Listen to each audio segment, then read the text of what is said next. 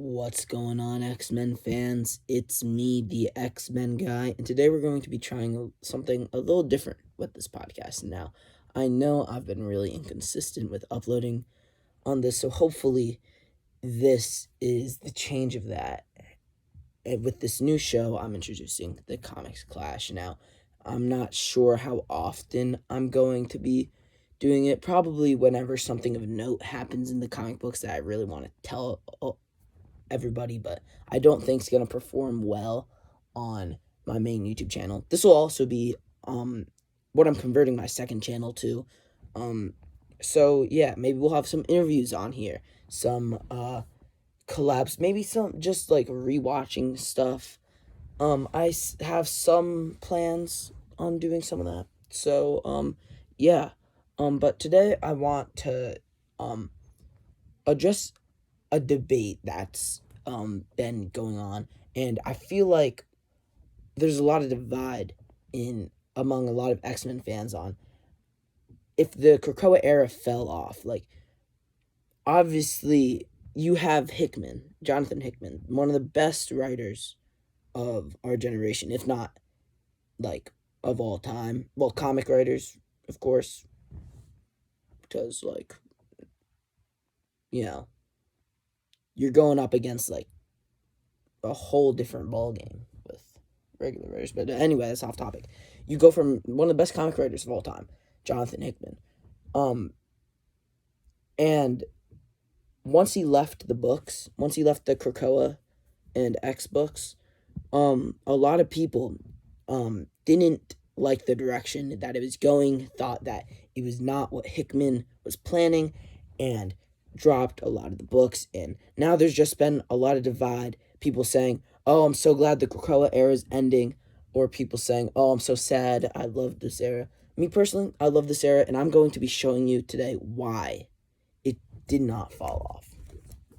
So, first, I want to bring you a story from the main X-Men line. Now, this is really a subplot that has been going on from X-Men, from Hickman's X-Men, but really the majority of it happened in Jerry Duggan's X-Men, one of the more controversial books and more, I'd say, like, really divided on in opinion. A lot of people love the book, a lot of people don't like the book. And I do have to say, the people who don't like the book, it's very, like, reminiscent of Claremont in the style that it's written. Like, we'll have, like, a few issues where we're fighting this particular, foe. Like, there's, like, the Brood. There's, like, 3 issues dedicated to fighting the Brood. But there's also, like, a subplot going on. And I actually really like the style of writing that Jerry Duggan brings to the book. So, this is one of the side plots that we're going to be going over. So it starts all the way back in, I forget exactly which issue it is, but in Jonathan Hickman's run on the X-Men. And it's where Talon, well, not Talon, but X-23, Synch, and Darwin go into the vault. Now, they go into the vault, and if you don't know what the vault is, it's basically, all you need to know, it's very much a vault, alright?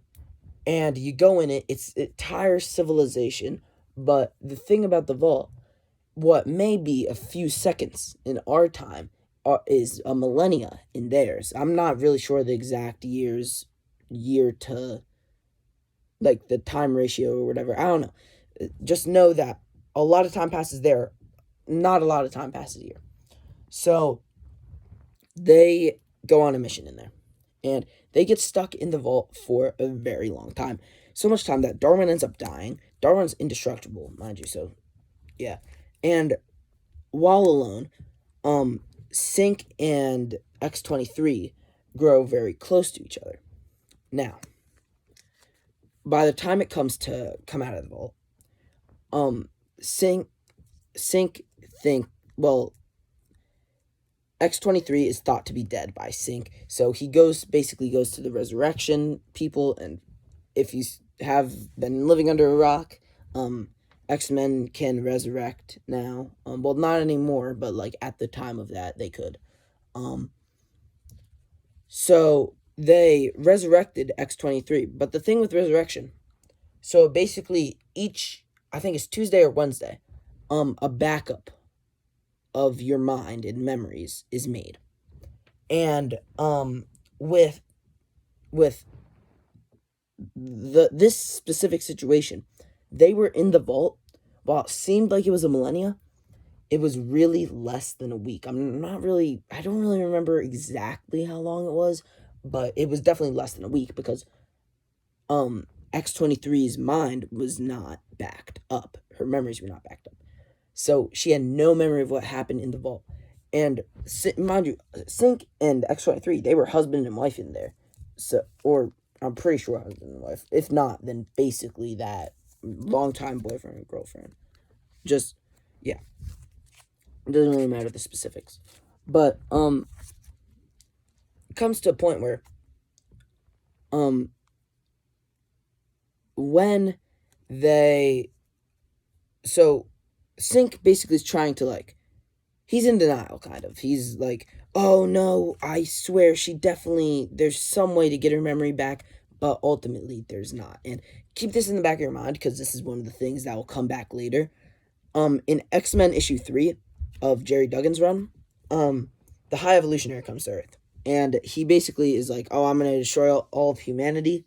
To protect humanity, Sync, gives the High Evolutionary a drop of his blood. Now, not the smartest decision, I'd say. A lot of you guys probably, I'm assuming, have seen Guardians 3. If you don't, all you need to know, High Evolutionary could probably kill, I don't know, maybe 3, I'd say 10 civilizations with just a drop of Sync's blood. So not the smartest decision by Sync, but he did it anyway. But to save humanity, he gave him a drop of that blood. That'll come back later. But all you need to know, in X-Men, I believe it was 16, maybe 15. It's just I think it's an arc that expands from 15 to 16. Forge, who's on the X-Men at the time, goes into the vault. Now, when he goes into the vault, he basically is trying to retrieve something. I forget what he's trying to retrieve exactly, but he's trying to retrieve something. And he stumbles upon a pod. And wait, I think he was actually trying to retrieve. Yeah, I think I remember now. I think he was trying to retrieve a mutant that was captured by, I think, Orcus, who, if you don't know, are the people who have X-Men's main villain right now. It's an organization consisting of people from Hydra, AIM, S.H.I.E.L.D., all of that, who quit their jobs, basically, and came to Orcus to destroy mutants. So that's nice. But anyway, no matter why he was in there, he found this pod. And in the pod was X-23. Now, for the sake of the video / podcast, because this is going on my second channel, I'm just gonna say it was. I'm just gonna say Talon from here on out, because that is what she ends up going by. Because inside there is Talon / X-23 from when she was in the vault. So she did not end up dying. And so basically they bring her back. She changes her name to Talon to avoid confusion. And by the way, X-23 is going by Wolverine at this point, but I didn't want to confuse all of you, so I'm just going by X-23, which is her more commonly used name. So basically what happens, Sync and Talon reunite, and they're finally back together, and over the next few issues, they're really happy together, and just doing, just doing X-Men things together. And it ultimately comes down to issue 30. Now, in issue 30, a little bit of background. Krakoa is no more. There's no more resurrection. There is no more, peace. all the X-Men are on edge. They're on the verge of extinction with Orcus hunting them down, and they're living in the sewers. They're living in the sewers, guys. So a lot of heroes are helping out the X-Men, and the X-Men are trying their best. They're enacting a plan. And Sync and Talon's job on this plan is to go to Counter Earth, which is where the High Evolutionary lives. Remember, I told you to keep in mind the drop of blood thing. And they go to Counter Earth and they try to steal a bio bomb, a very strong bomb. High Evolutionary catches them, and he's not very happy. I mean, if you saw someone who you've probably met like once, maybe twice in your life, trying to steal a bomb from you, you wouldn't be very happy. So he confronts them. He's like, and Sync's like, "Oh, this is payment for the drop of my blood." And he said, "No, the payment for the drop of your blood is the sparing of humanity." And what ends up happening? Sync and Talon basically fight their way out, and the fight only spans 2 panels, just them lunging at the High Evolutionary and slashing him across the face. And I was really disappointed because I was hyped for this fight. This was in the making for how many issues? 27. And I was hyped. I thought this was going to be a really cool fight, especially with Sync, one of the coolest characters to see fight because he can use any powers that he wants, because his power is that just using any other mutant's powers. Or I think it even expands to regular heroes. I'm not sure. But anyway, Sync basically does this with Talon, and it's just one panel, and I was really confused when this happened. So then we flash to Sync back in the sewers, handing the biobomb to Tony Stark, who is helping the X-Men. And Sync seems a little disoriented, and Tony is basically like, "Hey, bud, you okay?" And Sync, this is a little foreshadowing, he said, "We'll live." We'll. Emphasis on that. So then Sync goes into the, I guess, hallway. It's kind of a tunnel, but I'm going to call it hallway for the sake of it. And he's talking to Talon.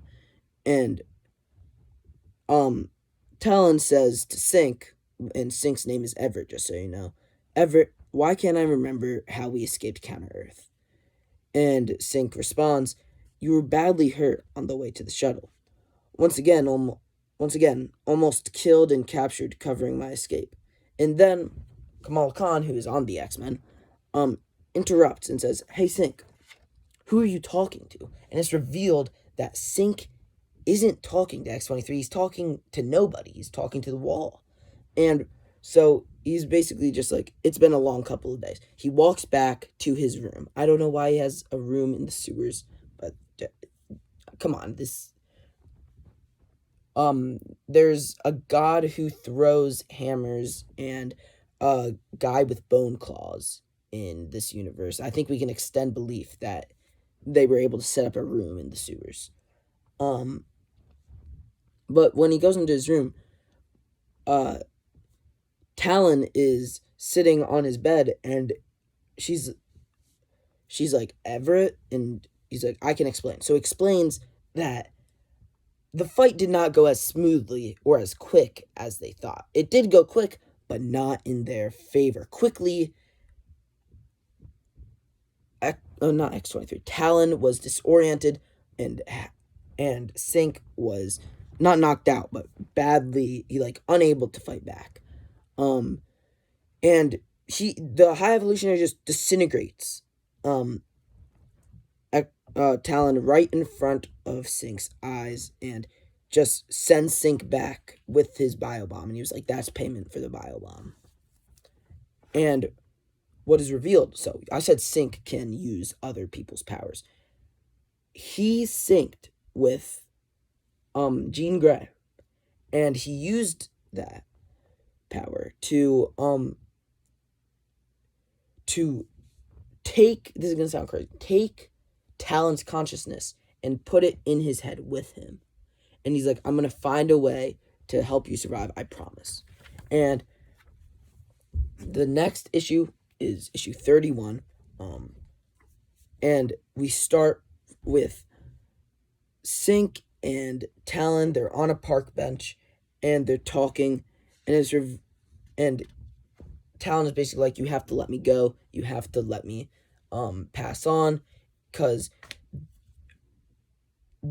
two reasons. For one, you'd imagine it's very hard to hold on to another consciousness in your mind, all right? That'd seem a little, crowded for your own mind. And second, when Sink uses a power of somebody that's not immediately near him, it ages him. Like, it literally, makes him age super rapidly. And this is all taking a huge toll on his body. It's revealed they're not actually on a park bench. This is all in his mind. He's murmuring to himself. He's curled up in a ball. And all the X-Men are worried about him. Now, across the issue, the X-Men are fighting Nimrod, who's a really advanced Sentinel. But during this, we flash back to Sink talking to Talon on the bench. And the next time we flash back, there's fire in the background. The shrubs and the bushes, the trees, they're all on fire. And Talon again is saying, you need to give me up. You need to let me go on. And by this point, when we flash to real life, Sink is sweating. He has a headache, and he's not doing too hot. And finally, we get to the last page of this. Well, not the last page actually, but the last page with Sink and Talon together, and the ground is cracking beneath them. The panels are cracking at this point. It's getting more rigid, the panel work around them, and I think that's actually really good panel work. Because it begins with just a normal panel, but as we go on, the panels get more cracked and rugged, and I think it's really creative. And finally, Sink says his goodbyes to Talon and lets her go. And then he saves the X-Men with, with the help of Storm's powers, he saves the X-Men from Nimrod, and it's just... I wanted to show you guys that because it displays how, even though a lot of people says that the Krokoan eras fell off, and I do agree, it's not as good as it was when Hickman was there. Nothing's going to be as good as it was after Hickman left, alright? However, I don't think it's fell off by any means. It's just different. It's a different feel to it. And that character work right there, and that artistic work by Phil Noto, with the paneling and everything, I think is really a staple of why the Krokoan era has not fell off yet. But anyway, another story I want to tell you guys is the story about Kieran Gillen's Immortal X-Men, specifically what he does with the 4 Sinisters in it. Now, I know a lot of you people out there who are fans of the channel know that I talk about Kieran Gillen and Mr. Sinister a lot. That's just because I love Mr. Sinister, and I love Kieran Gillen's take on Mr. Sinister. So this goes all the way back to Immortal X-Men 1. Now, in Immortal X-Men 1, we see that we don't know why he's doing this at the time, but I'm just going to tell you so it's less confusing, that Mr. Sinister has Moira clones. Now, if you don't know, Moira McTaggart is a longtime friend of the X-Men who is long thought to be a human, but actually has super abilities that she has 10 lives. She's on her 10th, I think. Yeah, she's on her 10th. I think she's on her last one. And basically, once she dies, whole universe resets. So Mr. Sinister every single time that that something doesn't go his way, he shoots a Moira clone that he's made, and it resets the timeline. And but before he does this, he writes like a log on what happened, what went wrong, what he could do to prevent it, sends it back in time with him, and just does this and does this. And you may be wondering, why is he doing this? Well, he wants something called the domain. It's kind of like the ultimate, like, power. Like, you will be above everyone, almost everyone. I think the one above all is probably more powerful, though. But he'll almost be a god. Now, what he doesn't know, as the X books go on and go on, we find out, like, for example, in, I think it was X-Men 12, Cyclops punches Dr. Stasis, one of the leaders of Orchis, and reveals to look like a lot like Mr. Sinister. However, instead of a red diamond on his forehead, it is a black club, I believe. I think it's a club. And then, yeah, it's a club, right? Yeah, I think it's a club. Or is it clover? I don't know, it doesn't really matter. Then, in X-Men Red, Orbis Stellaris, a crime lord that we've seen a little bit of in Over the Run, reveals itself, opens up. Well, it's basically a giant golden orb. It opens up and reveals inside an old frail man resembling Mr. Sinister, but instead of a diamond, a spade on his forehead. And then I forget exactly which one, but it was definitely one of those Cy Spurrier comics that kept getting rebooted, and I don't know what it's called, but it's revealed that the character Mother Righteous, who doesn't resemble Sinister at all, but has a heart on her forehead. Now, it is later revealed in a later Immortal X-Men issue, I forget exactly which one, that they are all clones of each other. And you may be wondering why Mother Righteous is obviously a girl and doesn't look like the other Sinisters. It's actually a clone of Mr. Sinister's. Well, do I need to go into Mr. Sinister's backstory? All you need to know: Nathaniel Essex was a scientist, had a wife died, turned into Mr. Sinister, or what we thought he turned into Mr. Sinister. And all four of these clones, Mr. Sinister, Dr. Stasis, Orbis Stellaris, and those are all of Nathaniel Essex. And then Rebecca Essex, his wife, is who Mother Righteous is a clone of. So, yeah. So we have these four clones. And it segues into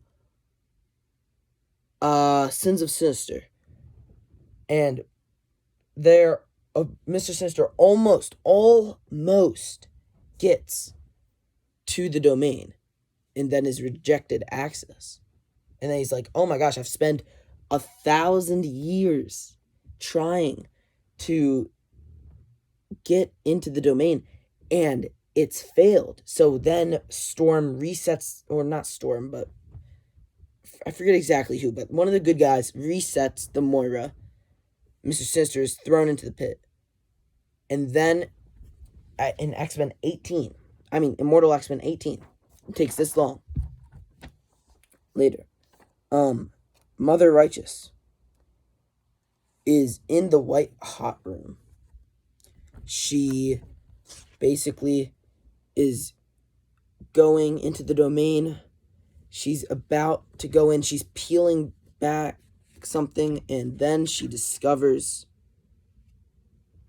that she is not the only. She is rejected. She's rejected from the domain. And then she just comes barreling back down to the white hot room. And gotta tell you, man, she dies. But then we flash to an old crickety house. Really old. Haven't been lived in for decades. Shrub is just vines. Shrub. moss growing in this house. But we go down to the basement, and in that basement we see 4 cloning bats. One marked with a diamond, one marked with a clover or a club, one marked with a spade, and one marked with a heart. Which makes us believe that all 4, even Mr. Sinister, the original one, are clones of Nathaniel Essex. However, we've seen this before. This is nothing new to us. We know that these are clones. However, the panel pans up to the roof, and we see a 5th, not a 5th cloning vat, but lights on the roof, a diamond, a spade, a clover or club, a heart, but in the middle of them, a king. And then the issue ends. Then we go to Rise of the Powers of X1. This just came out a few weeks ago. And we basically find out that there's the 5th Sinister is named Enigma. Now, the 5th Sinister, it's very confusing, and I might get a lot of information wrong on this, but I believe is possessed by assimilated by the Phalanx, which is an alien species that assimilates people, basically making everybody one. And Orcus, basically taking over the world, sends out, they want dominion. They say, oh, it's the robots, it's the Sentinels' gods. And they're basically lying to Omega Sentinel and Nimrod. They're basically saying, oh, it's your gods are coming. And Enigma, basically, as a phalanx, comes and just, it's really confusing. Like, I'm not really sure what happens, but it's just a lot of insane stuff. And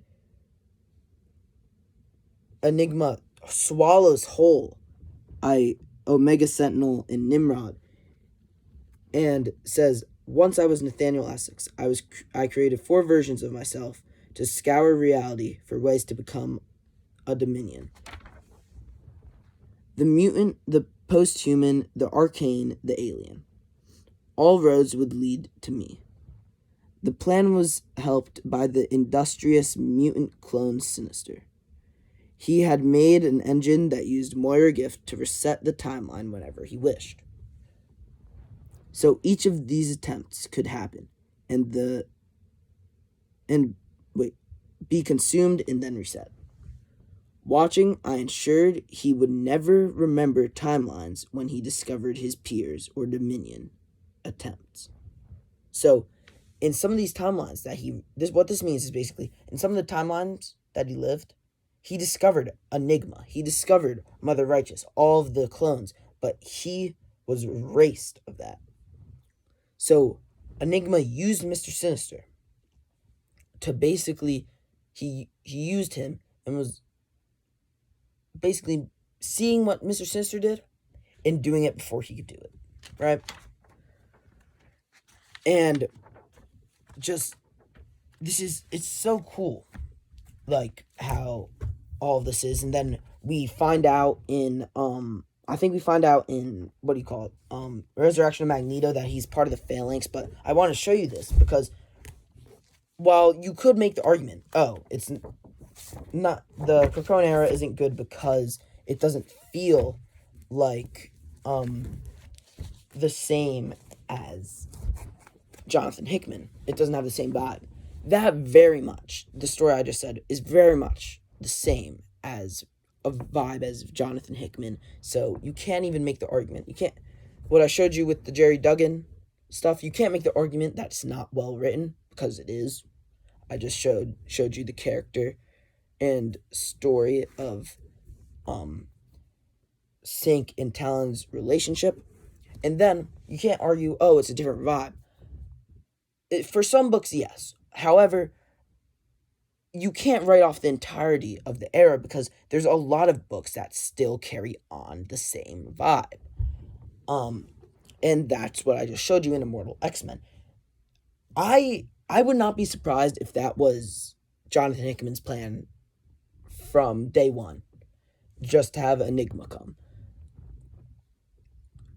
And while we're finding out more about Enigma, I'll try to maybe make a video like explaining him, making him easier to understand, especially for newer readers. But yeah, so anyway, I tried to make that as, you know, new viewer or new reader friendly as I could. But yeah, I'll see you guys next time I go to a comic book store and find something I really think is cool. I'll try to cover um the remainder of Fall of X, and hopefully um the relaunch of X-Men in July, because I'm super hyped for that. But anyway, guys, I hope you guys had fun. Like and subscribe if you're on YouTube, so that I know you guys like this content. Maybe share it with some friends. And if you're on Spotify, follow and share it with your friends. You know, maybe say, oh, you like X-Men? There's this really cool, handsome, awesome, incredible guy named the X-Men guy on Spotify. You should definitely listen or watch him on YouTube. But yeah, anyway, that's where I'm going to end it. But anyway, have a great day.